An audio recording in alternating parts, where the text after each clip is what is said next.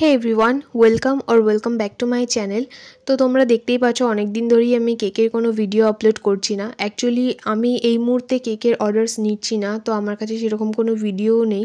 তো পুরনো যেই ভিডিওগুলো রয়েছে সেখান থেকেই আজকে একটা ভিডিও আপলোড করলাম, এবং নেক্সট কয়েকটা ভিডিও হয়তো পুরনো ভিডিওগুলো পুরনো করা ভিডিওগুলো থেকেই আপলোড করব। তো এরপর আমি চ্যানেলে হয়তো কিছুদিন কোনো রকমের কেকের ভিডিও আপলোড করতে পারবো না, হয়তো অন্য টাইপের, যেহেতু আমি আগে শর্টসে ডেইলি লাইফস্টাইলের কিছু ক্লিপস আপলোড করতাম, তো সেই ধরনের কিছু ভিডিও আমি আপলোড করতে পারি, অথবা কোনো DIY টাইপেরও ভিডিও আপলোড করতে পারি। তো তোমরা অবশ্যই আমার চ্যানেলটাকে দেখো, ফলো করো যদি আমার ভিডিওসগুলো ভালো লেগে থাকে তবে।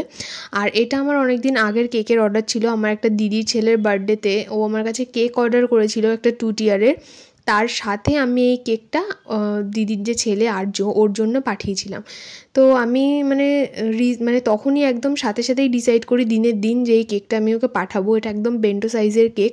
তো আমার হাতে একদম সময় ছিল না। প্রথমে ভেবেছিলাম একটা পায়েসের হাঁড়ি বানাবো, কিন্তু হাঁড়ি বানানোর মতন সময় আমার কাছে ছিল না, আমি ফিনিশিং দিতে পারতাম না, তো একটা বাটি টাইপেরই বানিয়েছি। তোমরা দেখতেই পারলে কীভাবে ফিনিশিং দিলাম, একটা ফ্লেক্সিবল স্ক্র্যাপারের সাহায্যে। তো এই ধরনের শেপ আনতে গেলে তোমাদের ফ্লেক্সিবল স্ক্র্যাপারই ইউজ করতে হবে।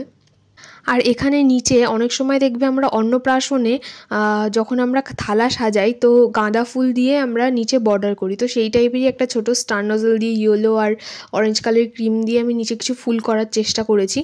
যখন আমি কেকের ফুল লুকটা আপলোড করব তখন ছবিটা দেখতে পাবে যে ওখানে আমি একটা চামচ দিয়েছি, তো সেটাও টোটালটাই ফন্ডেন্টের ছিল। আর কেকের ওপরে আমি কিছু পায়েসের যে টেক্সচারটা করেছিলাম ওটা হচ্ছে গিয়ে চালগুলো করেছিলাম ফন্ডেন্ট দিয়ে। প্রথমে চালগুলো আমি কেকের ওপরে বসিয়ে দিয়েছি, তারপর আর কি লিকুইড দুধ, মেল্টেড ক্রিম, এই দুটো মিক্স করে ওপর দিয়ে আমি ওই দুধের টেক্সচারটা দিয়েছি। তো এই হচ্ছে কি আমার কেকের ফুল লুক। কেমন লাগলো অবশ্যই জানিও।